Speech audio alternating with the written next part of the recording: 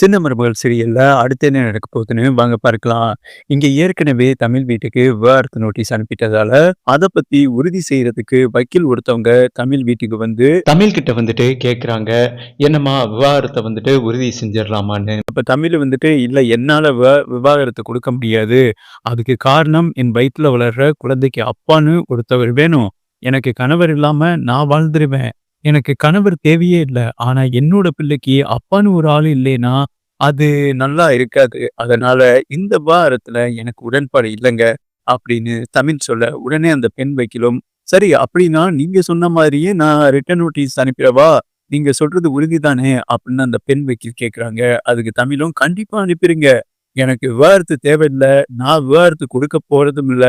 அப்படின்னு ரொம்பவும் ஸ்ட்ரிக்ட்டா சொல்லிடுறாங்க நம்ம தமிழு. அதுக்கப்புறம் ராஜாங்கம் வீட்டுக்கு இந்த விஷயம் தெரிஞ்சு, இது சம்பந்தமா நோட்டீஸ் வர, இத பார்த்துட்டு ராஜாங்கத்துக்கும் சேதுவுக்கும் கோவம் அதிகமாகுது. அதே சமயம் அங்கிருந்த ஈஸ்வரி இதுதான் சாக்குன்னு, மாமா பாத்தீங்களா? அவளுக்கு எவ்வளவு கொழுப்பு இருக்கணும். அதுலயும் சாவித்திரி அத்தாச்சி தமிழ் செஞ்ச எல்லா விஷயத்தையும் காட்டுனாங்க மாமா. அந்த தமிழ் லேசுப்பட்ட ஆள் இல்ல மாமா. அவ காலேஜ் போறதுக்கு காரணமே டாக்டர் படிக்க இல்ல. அவ கல்யாணத்துக்கு முன்னாடியே யாரோ ஒருத்தவன லவ் பண்ணியிருக்கா மாமா. அவன் தான் இப்ப அந்த காலேஜ்ல கேண்டீன் நடத்துறான்.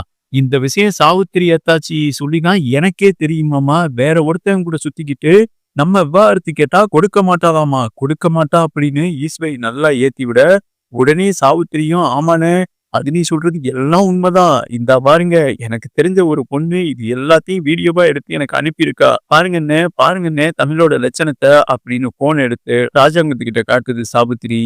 இந்த கெட்ட கேட்ல இவ விவாகரத்து கொடுக்க மாட்டாளாமா அப்படின்னு சாவித்திரியும் ஏத்தி விடுது. உடனே சேது கோவப்பட்டுக்கிட்டு அப்ப எப்படி விவாகரத்து கொடுக்க மாட்டேன்னு அப்படின்னு சொல்லுவா. அங்க போய் ஒரு 4 அடி அடிச்சு விவாகரத்த நானே வாங்கிட்டு வரேன் அப்படின்னு சொல்லி சேது கோவமா கிளம்ப, அப்ப ராஜாங்கம் ஏப்பா சேது பொறுப்பா அவசரப்படாதப்பா, எதையுமே எடுத்தோம் கவுத்தோம்னு செய்யற காரியம் இல்லப்பா. அதுவும் இந்த காரியம் எடுத்தோம் கவுத்தோம்னு செய்யவே கூடாது. எசகா பசகா ஏதாவது ஆயி போச்சுன்னு வை, விவாகரத்தே கிடைக்காம போயிரும்பா.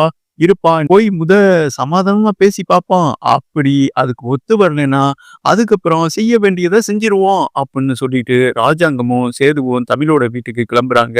இங்க பாத்தீங்கன்னா தமிழோட வீட்டுக்கு வெளியே வசந்தி தமிழ் கிட்ட கேட்டுக்கிட்டு இருக்காங்க. ஏன் உள்ள எப்படியாவது விவாகரத்தை கொடுக்காம உன்னோட முடிவுல இப்படியே இருந்துரு புள்ள, மனசு கினசு மாறிடாத புள்ள அப்படின்னு வசந்தி சொல்ல, அதுக்கு தமிழோ நான் எப்படிம்மா மாறுவேன், எனக்கு புருஷன் தேவையில்லை. ஆனா என்னோட பிள்ளைக்கு அப்பா யாருன்னு கேட்டா நான் என்ன சொல்ல முடியும்? அதனால கண்டிப்பா நீங்களே சொன்னா கூட நான் விவாகரத்து கொடுக்க மாட்டேன்னு அப்படின்னு தமிழ் பேசிக்கிட்டு இருக்கும்போதே கரெக்டா சேதுவும் ராஜாங்கமும் வக்கீல கூட்டிகிட்டு வந்து காரை விட்டு இறங்கி வீட்டு வாசலுக்கு வந்துடுறாங்க. தமிழை பார்த்து ராஜாங்கம் சொல்றாரு, அதுதான் எல்லாம் முடிஞ்சு போச்சுல, இனி பேசுறதுக்கு எதுவுமே இல்ல. நீ முதல்ல விவாகரத்துக்கு ஒத்துக்க. விவாகரத்து வாங்கினாதானே என் புள்ள சேதுவுக்கு இன்னொரு கல்யாணம் நான் பண்ணி வைக்க முடியும் அப்படின்னு ராஜாங்கம் பேச, உடனே தமிழ் அந்த இடத்துலயே ரொம்பவும் கோவப்படுறாங்க. என்னால விவாகரத்து கொடுக்க முடியாது. முடிஞ்சதா பாருங்க. என் வயித்துல வளர்ற குழந்தைக்கு அப்பா யாருன்னு கேட்டா நான் என்ன சொல்லுவேன் அப்படின்னு தமிழ் கோவமா கேக்குறாங்க. உடனே ராஜாங்கம் கொஞ்சம் அவசரப்பட்டு, அதுதான் நீ படிக்கிற காலேஜ் கேண்டீன்ல வச்சிருக்கானே உன்னோட ஆசநாயகன், அவனை வந்துட்டு சொல்லு, அதுதான் சரியா இருக்கும் அப்படின்னு ராஜாங்கம் சொல்ல, தமிழுக்கு கோபம் தலைக்கு ஏறிடுது. உடனே ராஜாங்கத்தை நோக்கி கோவமா தமிழ அடிக்க போற மாதிரி போறாங்க. அந்த சமயம் வசந்தியும் கருப்பையும் எல்லாரும் சேர்ந்து தமிழ தடுத்து நிறுத்துறாங்க.